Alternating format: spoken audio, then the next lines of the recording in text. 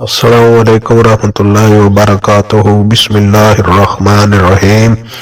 جی تو ناظرین، آج کا ہمارا ٹاپک ہے قوم بت پرستی کی طرف مائل۔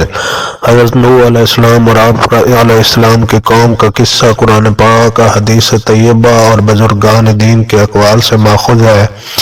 حضرت آدم علیہ السلام اور حضرت نوح علیہ السلام کے درمیان 10 قرون کا دورانیہ تھا اور 10 کے 10 قرون فطرت اسلام پر تھے۔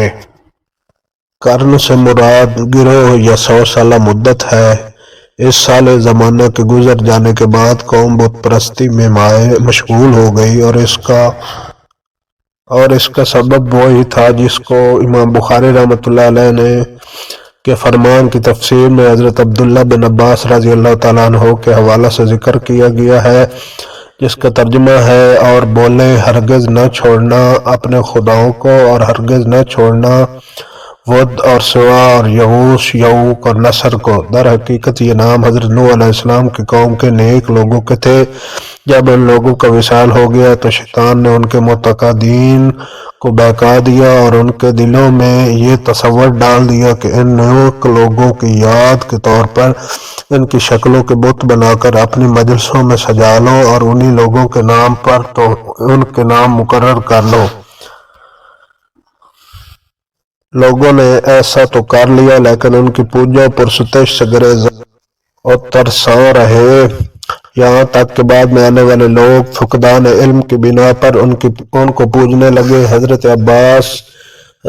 عباس رضی اللہ تعالیٰ عنہ، کرمہ، ضحاک، قتادہ، ابن اسحاق رضوان اللہ علیہم اجمعین کے اقوال کے مطابق بھی یہی بت مشرکین عرب میں پوجا کا مرکز بنے رہے۔ ابن جریر رضی اللہ تعالیٰ عنہ اپنی تفسیر میں محمد بن قیس کے حوالے سے لکھتے ہیں: حضرت آدم علیہ السلام اور حضرت نوح علیہ السلام کے درمیان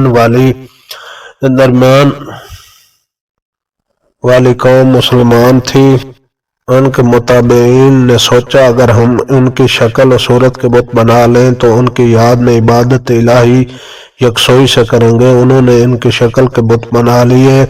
جب ان کا بھی وصال ہو گیا تو بعد میں آنے والوں کے دلوں میں شیطان نے وسوسہ ڈالا کہ تمہارے آبا و اجداد انہی کو پوجتے تھے، انہی سے بارش طلب کرتے تھے، لہذا تم بھی انہی کی پیروی کرو۔ اسی طرح لوگوں میں بت پرستی کی کبھی رسم جاری ہو گئی۔ عروہ بن زبیر رضی اللہ تعالیٰ عنہ روایت کرتے ہیں کہ ود، یغوث، یعوق، سوا، نصر حضرت آدم علیہ السلام کی اولاد میں سے تھا۔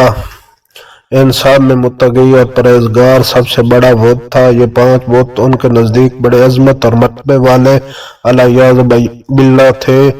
ود مرد کی صورت، سوا عورت کی صورت، یغوث شیر کی شکل، یعوق گھوڑے کی شکل اور نصر کرگس کی شکل کا تھا۔ یہ بت قوم نوح سے منتقل ہوتے ہوئے عرب تک پہنچے اور مشرکین کے مختلف قبائل نے ایک ایک کو اپنے لیے مختص کر لیا تھا، اس لیے قوم بت پرستی کی طرف مائل ہو گئی تھی۔ تو ناظرین، آج کا ہمارا ٹاپک اگر آپ کو پسند آیا، ہماری ویڈیو آپ کو اچھی لگی تو لائک کریں، شیئر کریں اور کومنٹ کریں۔ جزاک اللہ۔